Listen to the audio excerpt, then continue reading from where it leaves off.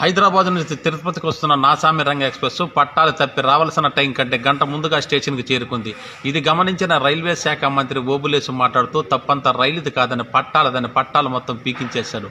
నిన్న ఢిల్లీలో జరిగిన ముఖ్యమంత్రుల క్రీడా పోటీల్లో ఎవరి గ్రీన్ హీరో కుమారి జయలలిత హై జంపులో ప్రథమ స్థానం కైవసం చేసుకున్నారు.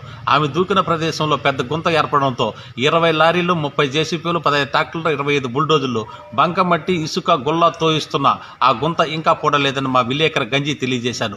నిన్న అసెంబ్లీలో మంచినీళ్ళ, మెక్డోల్ బ్రాందియా, మజ్జిగ అన్న అంశంపై చర్చాగోష్ఠి జరిగింది. దీనితో ఇరుపక్షాల నాయకులు చొక్కాయలు, చెడ్డీలు చింపుకొని రోడ్డు మీద దిగంబరంగా పడ్డారు. దీనితో అసెంబ్లీ స్పీకర్ ఏనుగుల బక్కయ్య 500 సంవత్సరాల పాటు అసెంబ్లీని రద్దు చేశాడు. అలియాస్ ఎల్లయ్య ఇతను ఎలుకల మీద పరిశోధన చేశాడు.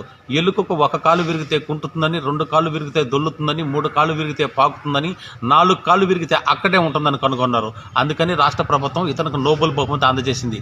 10వ తరగతిలో విద్యార్థులు ఫెయిల్ అయినందుకు బాధపడిన అవసరం లేదని, మరియు ఆత్మహత్యలు చేసుకోకూడదని, 10వ తరగతిలో 3 సబ్జెక్టులు పాస్ అయితే మిగిలిన 3 సబ్జెక్టులు ఫ్రీగా పాస్ చేయమని విద్యాశాఖ మంత్రి సోంబేరి శాంబశివయ్య ఒక విద్యా ప్రకటనలో నొక్కి వక్కాయించారు.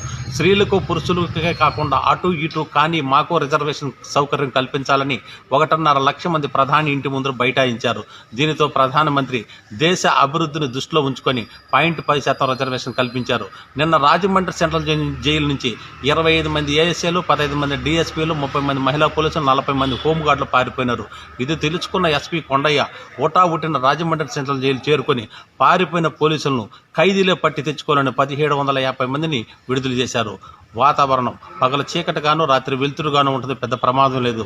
వర్షాలు పడే ప్రాంతాలు పుంగునూరులో 3 చుక్కలు, రేణిగుంటలో 2 చుక్కలు, కాళాశ్రీలో 1 చుక్క, తిరుపతిలో 1/2 చుక్క, తిరుమలలో చుక్కే లేదు. చేపల పట్టు జాలలకు ముఖ్య గమనిక. చేపల పట్టు జాలల్లో సముద్రం లోతులోకి వెళ్ళి చేపలు పట్టుకోవచ్చు. ఎందుకంటే తిమింగలాలు మీకోసం నోర్లు తెరుచుకొని ఎదురు చూస్తున్నాయి. ఇప్పుడే అందిన వార్త.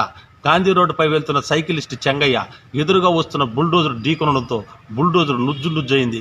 బుల్డోజర్ డ్రైవర్ పరిస్థితి వ్యవస్థగా ఉండడంతో అతనిని ముందు జాగ్రత్త చర్యగా శ్మశానానికి తరలించారు. సైకిలిస్ట్ చెంగయ్యకు ముందర 3 పండ్లు రాలిపోగా దగ్గరలో ఉన్న పశువులాసుకు తరలించారు. ఈ వార్తలు చదువుతున్నది తేళ్ల రమాకాంతం. బతుకుంటే రేపు తెల్లారితో మళ్ళీ కలుసుకుందాం. నమస్కారం.